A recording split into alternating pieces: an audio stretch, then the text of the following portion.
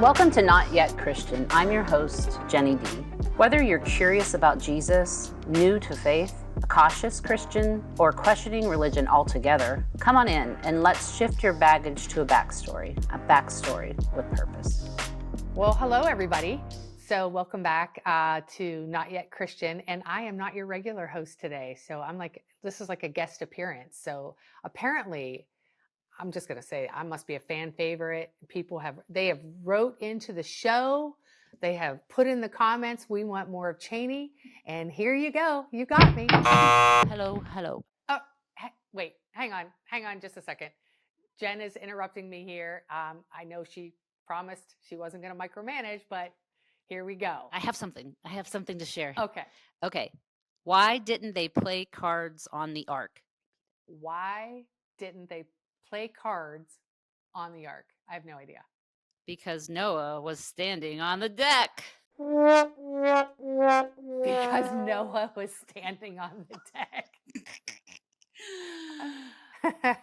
But today we're going to talk a little bit about one of my most favorite excuses is that why don't I go to church? Why haven't I selected a church? Because I don't get anything out of it. You know, when I walk in the building, I have put the time in to be there. I have gotten myself ready. You know, I'm a mother of 5.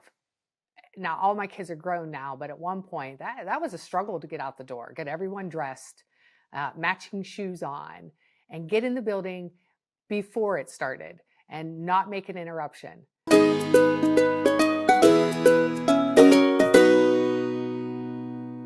Faith isn't meant to be hidden. It's meant to be worn boldly and shared daily. At wearyourjesus.com, every piece is more than clothing. It's a conversation starter, and every purchase has purpose. 100% of profits support IM 320, helping people find hope and emotional health through God's Word. Visit wearyourjesus.com today and be bold in your faith. For a limited time, use the discount code below at checkout to save big. That's wearyourjesus.com. Wear it, live it, share it.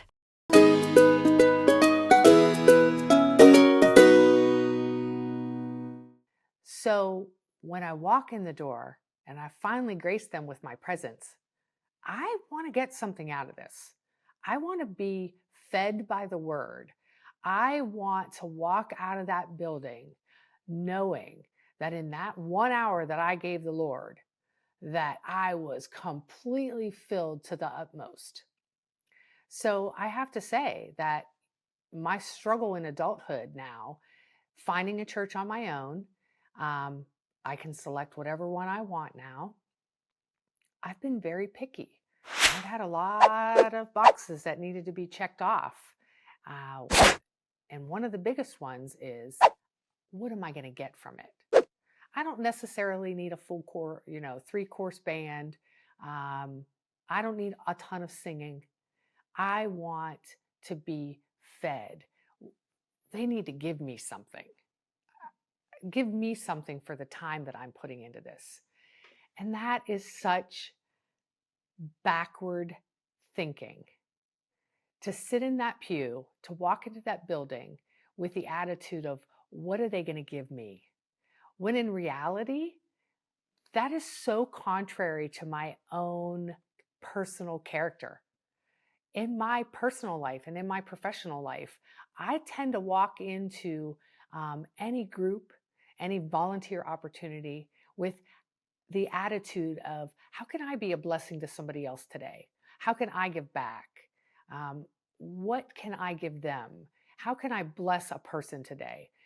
And yet that hasn't really been my attitude when I walk in the building. And I need a mind flip, and I've gotten more of a mind flip as I've gotten older and I've got a little smarter.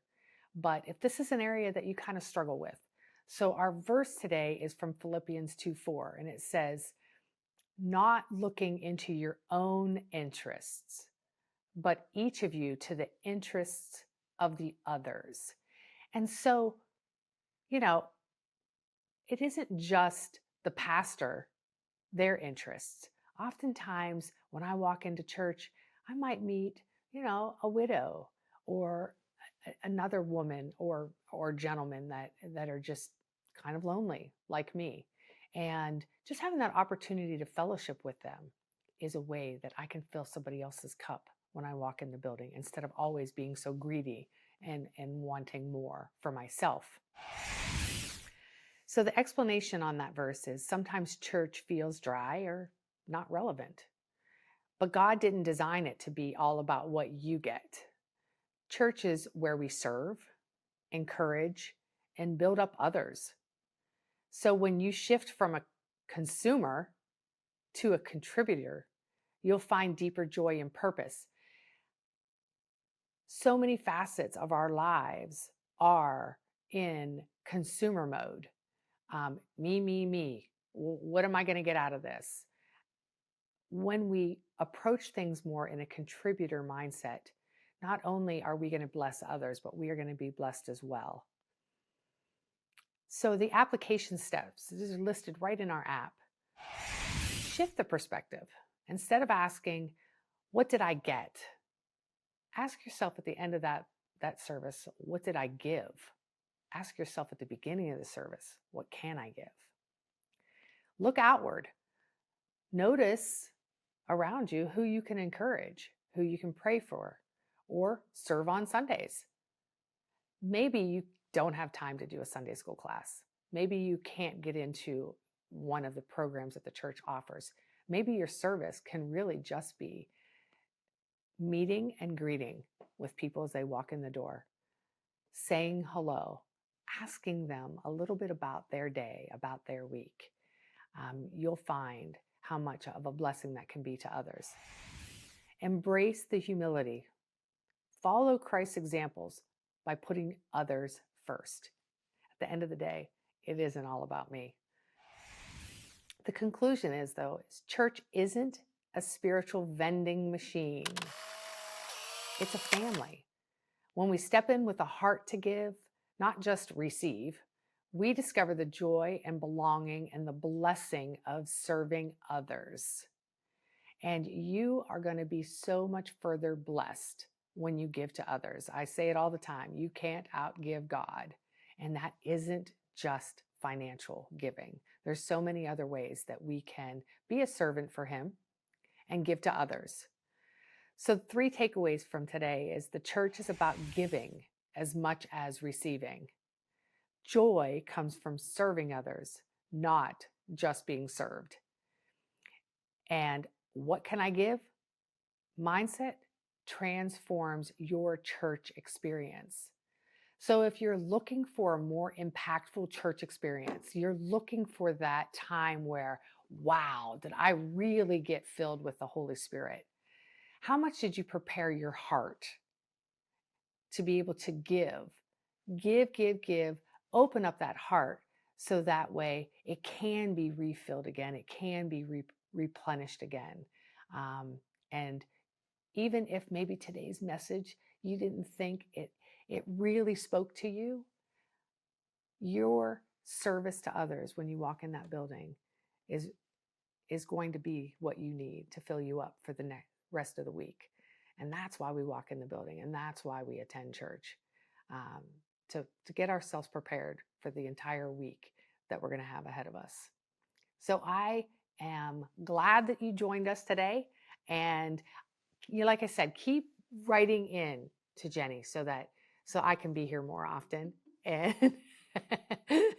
and share with you, some of the things that I've gone through, and being a hypocrite sometimes. Sometimes I feel like, who am I to tell others about Jesus? Who am I to say, hey, you need to get to church, when I too did not go for years and years and years.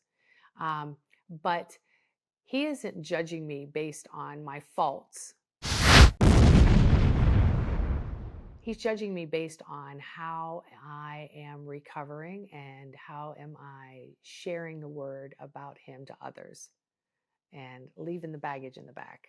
So guys, I'm so glad that you joined us today. We had a lot of fun talking, but this shouldn't always be about my experiences, about Jenny's experiences.